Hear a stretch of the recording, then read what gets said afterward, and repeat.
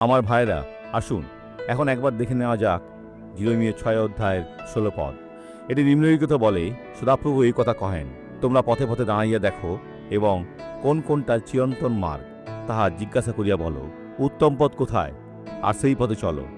ভালো পথ হল ঈশ্বরের বাক্য। এটি সেই শব্দ যা তাৎক্ষণিকভাবে আপনার দৃষ্টি আকর্ষণ করে, যে শব্দটির দিকে আপনার চোখ প্রথমে আকৃষ্ট হয় এবং আপনাকে আনন্দিত করে। তাই আপনাকে অবশ্যই বাধা দিতে হবে। ঈশ্বরের আশীর্বাদ লাভের জন্য আপনার কাছে অনেক উপায় আছে, কিন্তু কেবল এটি সত্য উপায় আছে যিশু। যিশুর পথে অন্য পথও আছে। যিশু হলেন দরজা। গীতসংহিতা 104। তোমরা স্তব সহকারে তাহার দ্বারে প্রবেশ করো।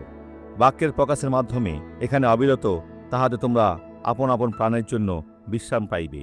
কিন্তু তারা বলল, কিন্তু তাহারা কহিল, আমরা চলিব না। ও জিউদা, আপনি এটা কেন করবেন? তোমরা বন্দিদশায় নিক্ষিপ্ত হয়েছিলে, 70 বছর কাটিয়েছিলে।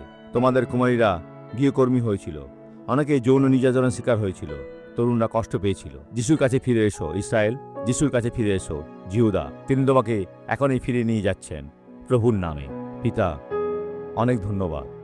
হে ঈশ্বর, এই সকল লোকেদের আশীর্বাদ করুন।